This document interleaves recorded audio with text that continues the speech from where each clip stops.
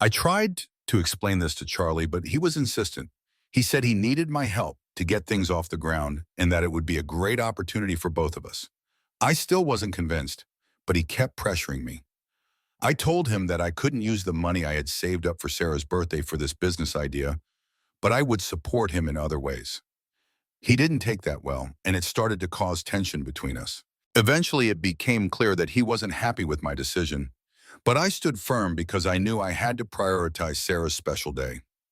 In the midst of all of this, I started noticing some changes in Sarah's behavior. She had been distant lately, and I chalked it up to normal teenage stuff. But then one evening, I found out the hard way just how bad things had gotten.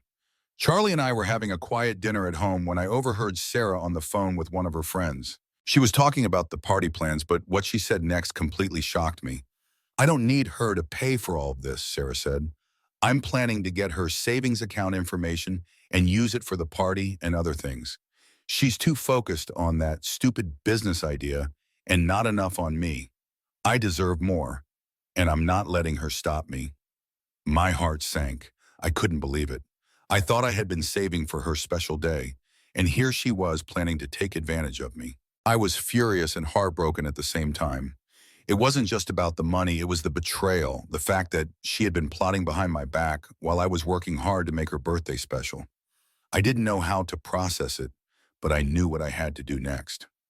That night, I went into the room where Charlie and I had kept the savings account details for Sarah. I had trusted her with it, but now it felt like she had crossed a line. I pulled out the paperwork, and with a heavy heart, I closed the account. I transferred the money to an account of my own, and just like that, Sarah was left with nothing. I felt justified in doing it because she had betrayed my trust in the worst way possible, but at the same time I felt guilty.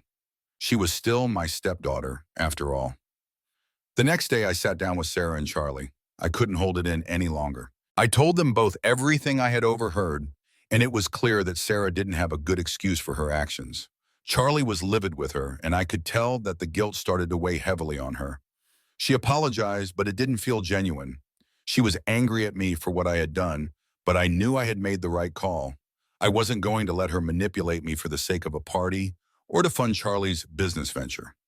My trust had been shattered, and I needed to protect myself. Charlie and I fought about it for days, and our relationship started to unravel. I wasn't sure how things would turn out, but I knew that I had done what was right for me. As for Sarah, she didn't speak to me for a long time after that. It was a painful situation, but sometimes boundaries have to be set, even when it feels like you're losing everything in the process. As time passed, I started to notice more signs that things weren't as they seemed. I was paying attention to little details, and it began to add up. Charlie would talk about Sandy more than I was comfortable with, mentioning how she was doing, or that they had run into each other at some point.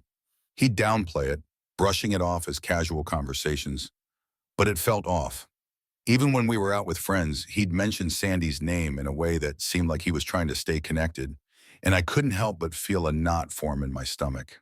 The worst part came when I started noticing how Sarah was acting around me.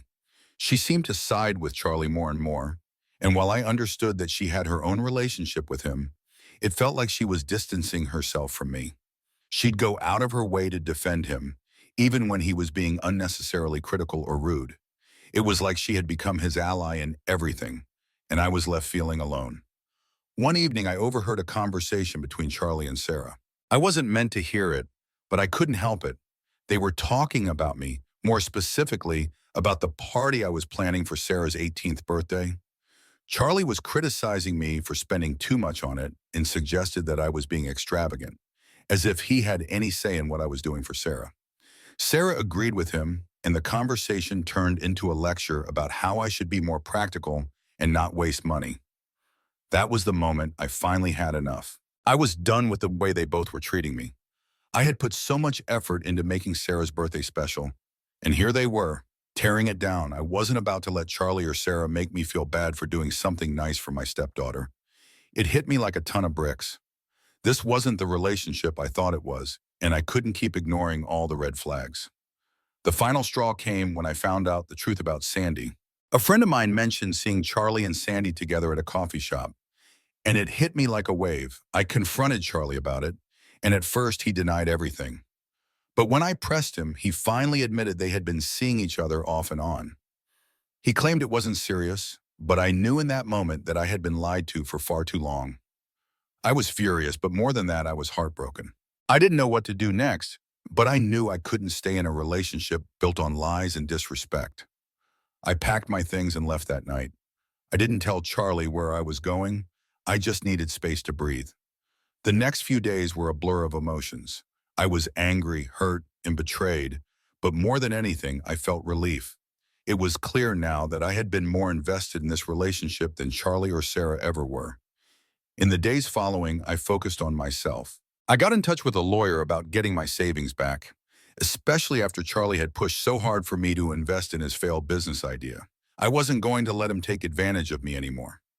I also cut ties with Sarah. She wasn't the sister I thought she was, and I couldn't keep pretending everything was fine when she was so clearly siding with Charlie. While it was tough to walk away from the relationship, I knew it was the right choice. I couldn't keep living in a situation where I was disrespected and lied to. It's been a few weeks now, and I'm slowly starting to heal. I'm focusing on my work and doing things for me, things I had neglected for too long while trying to make everyone else happy. I don't know what the future holds, but I'm done being the one who always gives and gets nothing in return. It's time for me to start living for myself. The more I thought about it, the more it seemed like there was something going on. I was trying to stay positive, but the more I ignored my gut feeling, the worse it got. I couldn't stop wondering what was happening. I thought maybe it was just a rough patch, but deep down, I started to fear something more serious was going on. When I came back from the business trip, I decided I couldn't ignore it any longer. I needed answers. So one evening, I sat Charlie down and asked him straight up what was going on. I told him I had been feeling distant from him for weeks, and I needed to understand why. He gave me the usual "you're overthinking it" response, but this time I wasn't going to let him brush it off. I pushed him harder, asking why he had been acting so distant, why our conversations had become so short and cold, and why he hadn't been honest with me about where he was or what he was doing. He tried to deflect, but eventually he cracked. He admitted that he had been seeing someone else. He didn't give me all the details right away, but he did say that the relationship had started when I was out of town and that he didn't want to tell me because he knew it would hurt me. I was speechless. All of the small signs, all the little doubts I had brushed off, came crashing down. It felt like the ground had been ripped out from under me. I asked him why he did it. He said he didn't know, that it just happened. I was furious, not just because of the betrayal, but because of how little respect he showed me. He didn't even seem remorseful at first. It was as if he was more concerned with protecting himself than with apologizing for what he'd done. He tried to justify it by saying he had been unhappy, but I couldn't even look at him anymore. I didn't say much after that. I just packed a bag and left.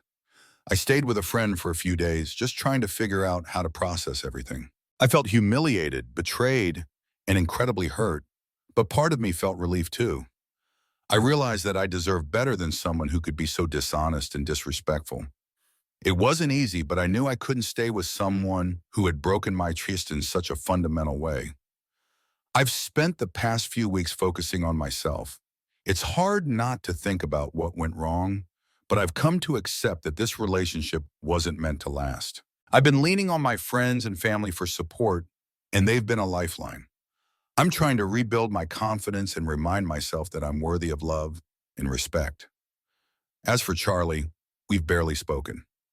He's reached out a few times, but I've ignored his calls and messages. I don't know what he wants from me, but I'm done. I'm finally learning how to set boundaries and protect my peace. I'm not sure what the future holds, but I know I'm done settling for someone who couldn't appreciate what I brought to the table.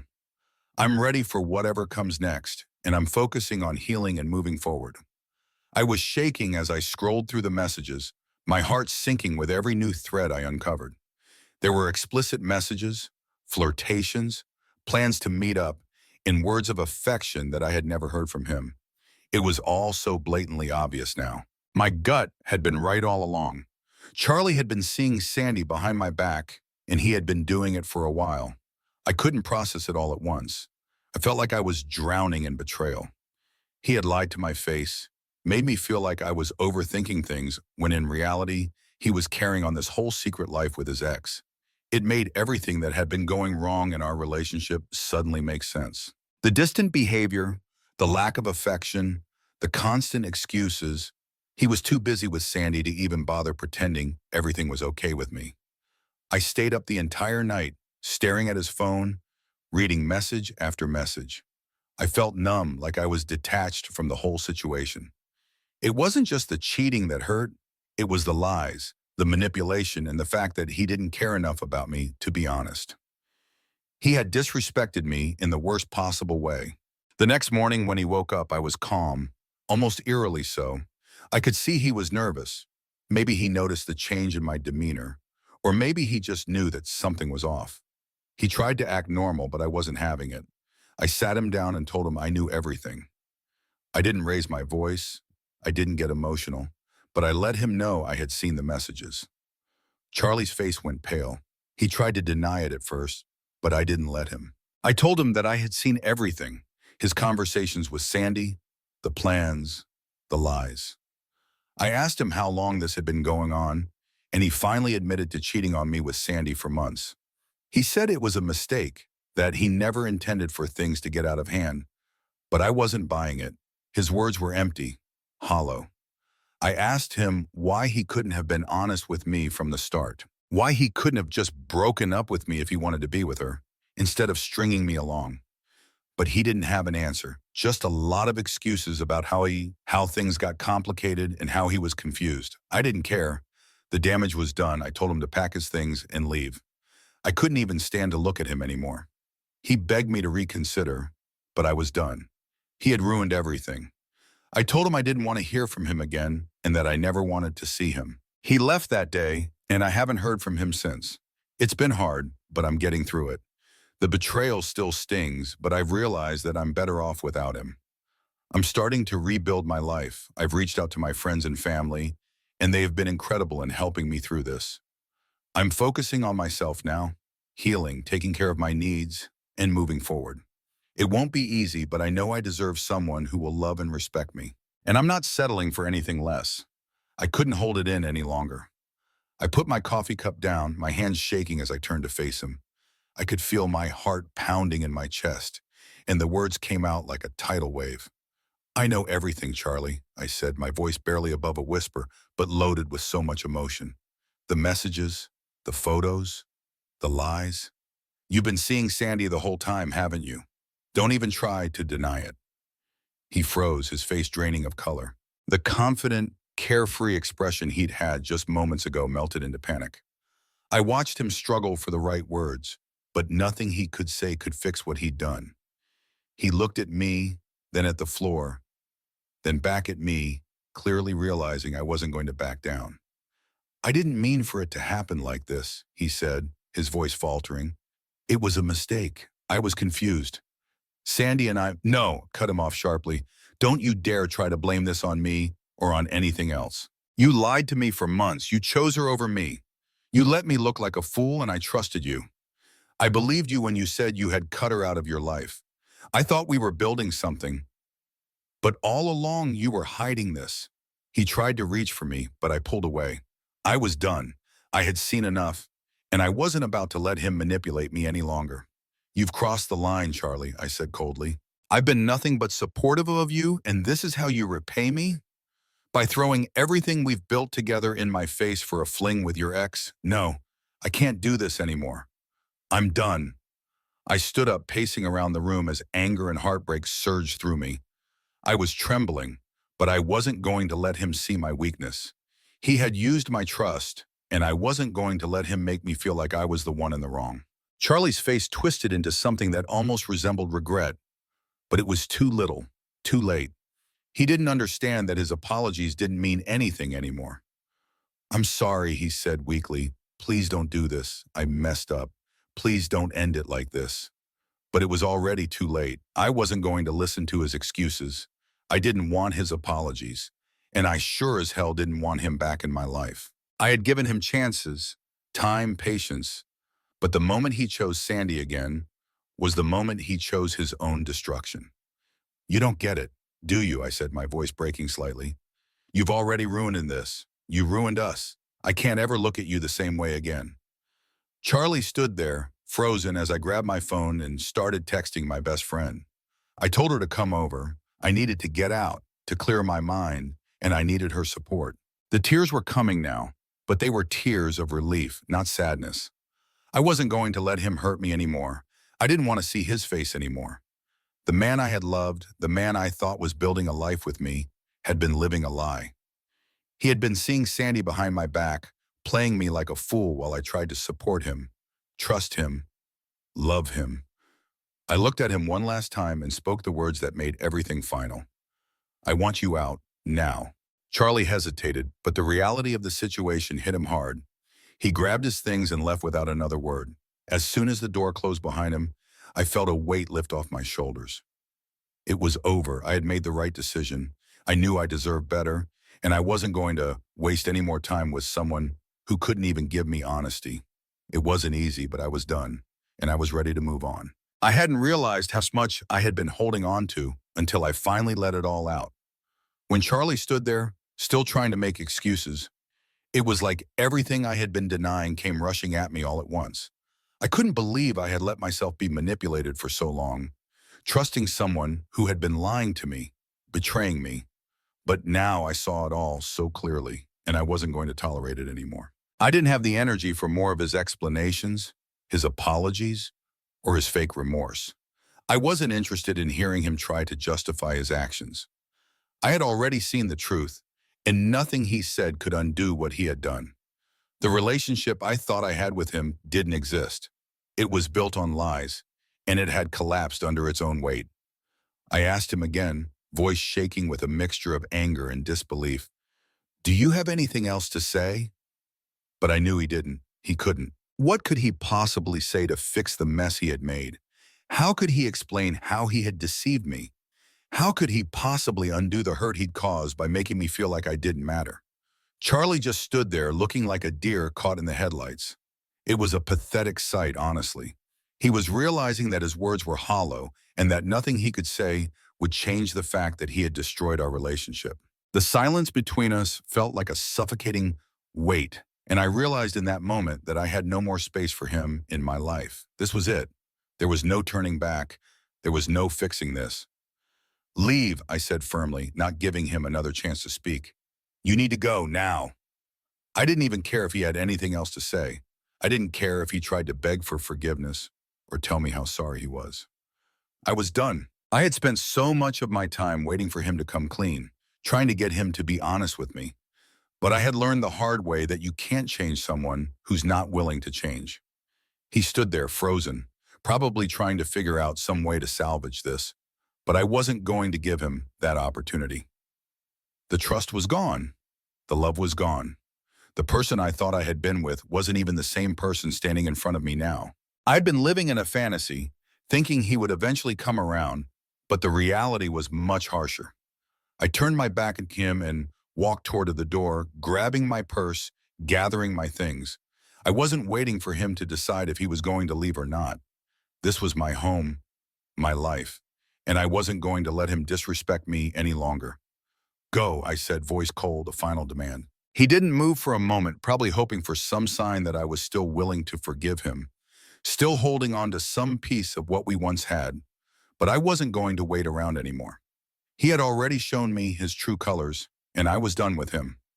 Finally, he walked out without another word. The door closed behind him with a finality that echoed in my head. I just stood there for a moment, trying to process what had just happened. The weight in my chest was heavy, but there was a small sense of relief. It was over. The law, the betrayal, the manipulation, it was all over. I didn't feel the relief I expected, though. Maybe it was because the hurt was still fresh. Maybe because I had hoped for something different. But there was no going back. And as painful as it was, I knew I had made the right choice. I turned around, walking into the kitchen, just standing there trying to get my bearings. I didn't want to think about him anymore. I didn't want to waste another second on someone who had treated me like I didn't matter. I was done with Charlie. And now it was time to focus on myself, to rebuild. Time to take back control of my life. This was the first step toward healing, and I wasn't going to waste it. I wasn't going to let him drag me down any longer. I would move on, and I would be stronger for it. I could hardly stand to be in the same house as Charlie. The anger, hurt, and betrayal were all consuming, and I knew I couldn't take another moment of pretending everything was fine. I stormed upstairs, my legs shaky from the adrenaline and emotion, grabbed a suitcase and began tossing my clothes into it without much thought. Each item I packed felt like a small step away from the lie I had been living. I was done with the games, done with being lied to, and done with people treating me like I didn't matter. As I packed, my mind raced with thoughts of all the things I had done for Sarah.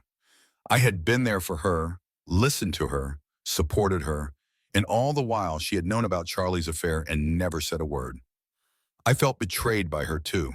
She might not have been the one cheating, but she had been complicit in keeping me in the dark. It stung so much more than I could have imagined. I went back downstairs, still shaking with anger, and Charlie was standing there, his face full of confusion and guilt. He opened his mouth to speak, but I couldn't stand to hear any more. I raised my hand to stop him and said, "Don't, just don't." I didn't wait for him to say anything else. I walked out of the door and never looked back.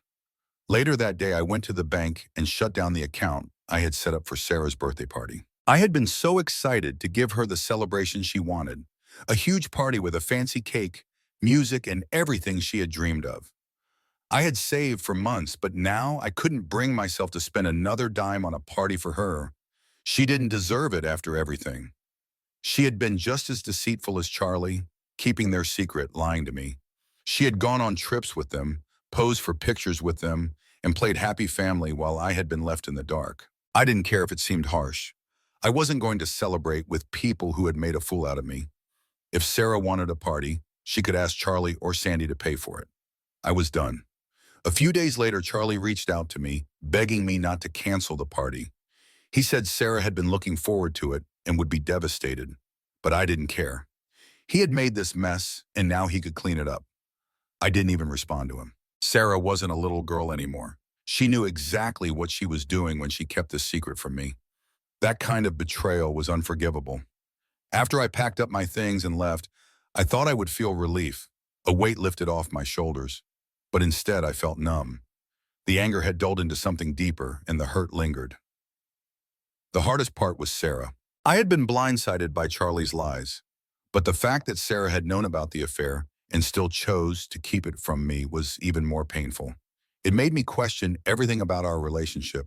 How could I have been so blind? How could she have been so cold? The betrayal cut deeper than I ever thought possible. I headed straight to Rachel's place after I left. She's been my best friend for years, the one person I could always count on, and I needed her more than ever. She offered me a place to crash, and more importantly, the no-nonsense advice that I knew would keep me grounded. I told her everything, the affair, the trips, the photos, and how Sarah had been complicit the entire time. Rachel's reaction was exactly what I expected. She shook her head and said, "You're better off without them. All of them." And honestly, maybe she was right. But even if it was true, it didn't make the pain any easier to bear. I kept replaying everything in my mind over and over again. I had poured so much of myself into building a bond with Sarah. I wasn't her mom, but I cared for her as though she were my own. I supported her when she needed advice, comforted her when she felt misunderstood. And now, to realize that all along, she had been keeping secrets from me, playing the happy family with Charlie and Stepdaughter, it hurt more than I could have imagined. For the first few days after leaving, I tried to push it all aside. I buried myself in work, hoping that if I stayed busy enough, I wouldn't have to face the weight of everything. But that didn't work. Every quiet moment, every pause in my day brought the pain back. I kept picturing Sarah, smiling in those photos, living a double life while I had been left in the dark. It made me sick. I had thought that cutting Charlie off would end everything, but it didn't. A week after I left, Charlie had the audacity to reach out, not to apologize, not to admit how badly he had screwed up, but to ask me not to cancel Sarah's birthday party. I stared at the message for a long time, trying to figure out how to respond. After everything I had discovered, he still had the nerve to ask me to play the role of the good stepmom. There was no way. I didn't respond to Charlie. I wasn't going to explain myself again. I had already canceled the party the day I moved out and closed the savings account I'd set up for it. There was no way in hell I was going to throw Sarah the party she had wanted after everything. She had made her choices, just like her dad, and she was going to have to face the consequences of them. But despite my decision, the guilt lingered. I kept telling myself that Sarah was just a teenager, that maybe she didn't fully understand the weight of what she had done. Maybe she was just trying to keep the peace between her dad and me. But as I thought about it more, I realized she wasn't some naive kid. She knew. She had known for a long time, and she chose to stay silent. She went on trips with them, hung out with them, and never said a word to me. How could I just let that go? Rachel had no sympathy for Sarah at all. She's old enough to know better, she said. If she was comfortable going on trips with them and smiling in pictures, she knew exactly what she was doing. You don't owe her anything. I knew Rachel was right, but even so, it didn't make my decision any easier. I had genuinely cared for Sarah, and cutting her off felt harsh, but I also knew I couldn't let them walk all over me anymore. I wasn't going to keep being the doormat who gave and gave while they lied to my face. A week after Charlie's message, I received a voicemail from his sister, practically begging me not to turn my back on Sarah. She tried to convince me that Sarah had nothing to do with Charlie's affair and how canceling the birthday party would crush her. She even tried to guilt me by saying that they couldn't afford to throw Sarah the party she wanted and that I was her only hope of making her 18th birthday special. I sat there listening to the voicemail, feeling like I was being pulled in multiple directions. On one hand, I felt bad for Sarah. She didn't control her dad's actions. But on the other hand, she had been an active participant in keeping his affair a secret. She wasn't an innocent bystander. She went along with it. And the fact that she was comfortable smiling in pictures with them made it clear she didn't feel guilty about any of it. I thought about what Rachel had said. You can't keep holding on to people just because you feel bad. Sometimes you've got to put yourself first. She was right. I had spent years putting Charlie and Sarah first, trying to keep everything together, and all I had gotten in return was betrayal and isolation. I wasn't about to let them drag me down any further. So I decided I wasn't going to send a gift. I wasn't going to call or text Sarah. I wasn't going to throw her the party she wanted. It felt cold, but it also felt like the only way I could truly move on. If she wanted a party, she could ask her dad or maybe Sandy to throw one. I wasn't going to play the role of the good stepmom anymore. They had taken advantage of my kindness for too long, and I was done. Once I made the decision, I felt a strange sense of relief. I wasn't happy about it, but at least I wasn't carrying the weight of their drama anymore. I had finally set boundaries, and for the first time in a long time, I was choosing myself over them. Charlie tried to reach out a few more times, sure, but I ignored him. There was nothing left to say. I had given them everything, and they had thrown it all away. I wasn't going to waste any more time or energy on people who didn't respect me. So that was it. I moved on without Charlie, without Sarah, and without the weight of their lies weighing me down. It wasn't easy, but it was necessary. And even though it hurt to walk away, I knew deep down that it was the right choice for me. Once I made the decision to cut both Charlie and Sarah out of my life, things felt eerily quiet, almost too quiet. I had spent so long trying to hold everything together, trying to be the bigger person and make sure everyone was happy, that when I finally let go, it felt strange, but it wasn't the relief I expected. Instead, it was like this empty feeling, as though I had lost something.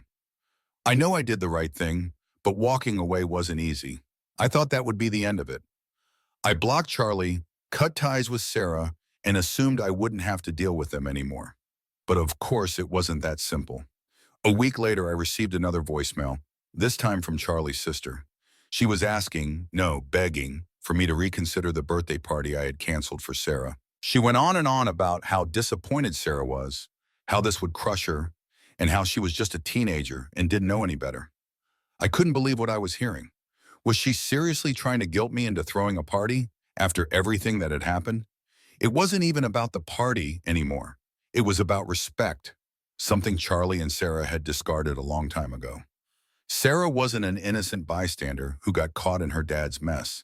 She knew about the affair. She went on trips with them, smiled in pictures, and kept it all from me. That wasn't a mistake. It was a betrayal. And now they wanted me to pretend like none of that had happened and go back to being the stepmom who gave and gave and gave. No way. I sat there listening to the voicemail, trying to figure out what they expected from me. Did they honestly think I would just show up at Sarah's party, smile, and act like nothing had happened?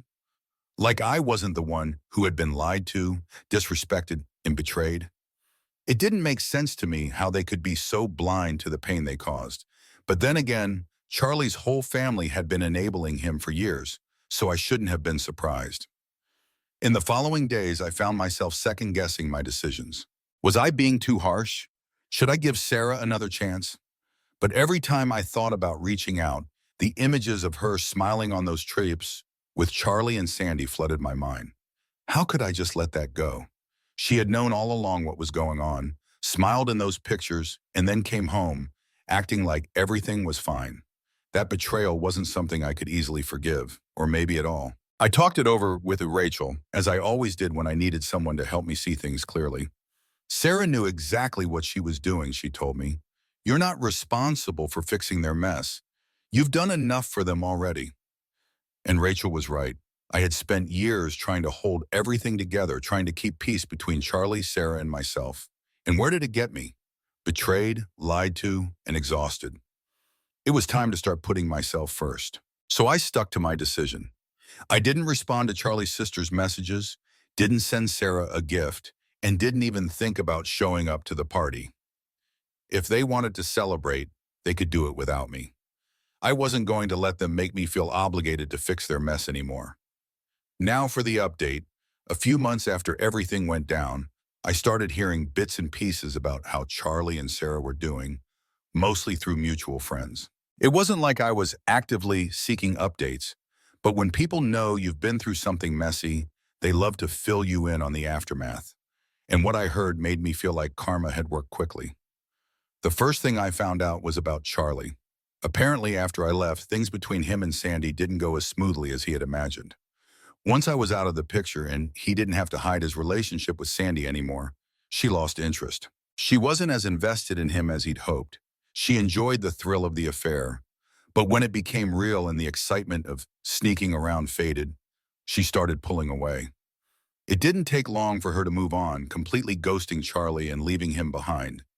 He had thrown everything away for her, his relationship with me, his relationship with his daughter, and in the end, Sandy didn't even stick around. She left him with nothing but the mess he'd made, and I couldn't help but feel a small sense of satisfaction. The fallout didn't stop with Charlie, though. Sarah, my stepdaughter, was having a rough time too. After I canceled her birthday party and cut her off, everything between her and Charlie got worse. Without me around to help smooth things over, it became clear just how messed up their relationship had become. Sarah started blaming Charlie for everything. The breakup, the affair, her canceled party. But Charlie, being his usual selfish self, wasn't there to help or be the father she needed.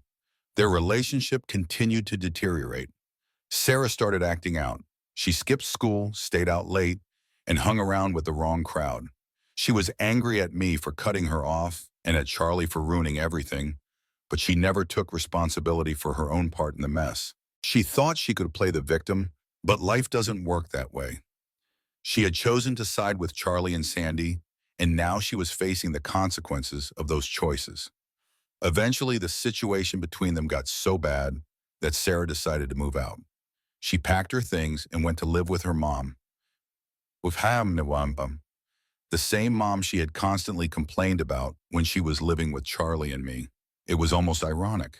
For years, Sarah had said she couldn't get along with her mom, but now, with everything falling apart with Charlie, she had no choice but to go back to her. As for Charlie, he lost everything. Not just me, but his relationship with Sarah too. From what I heard, she barely speaks to him now. Their relationship was strained, and Charlie had no idea how to fix it. The man who thought he could juggle it all, me, Sandy, his lies, and his daughter, ended up losing everything. He thought he could hold everything together, but in the end, it all came crashing down. As for me, I didn't lift a finger. I didn't need to. Karma did the work for me. I wasn't surprised at all. Charlie had spent so long lying, manipulating, and putting his selfish desires above everyone else. It was only a matter of time before everything caught up to him. He lost Sandy, his daughter, and me, and now he was left with nothing but regret. I almost felt bad for him. Almost. But then I remembered all the pain he caused me, and I didn't waste another thought on him.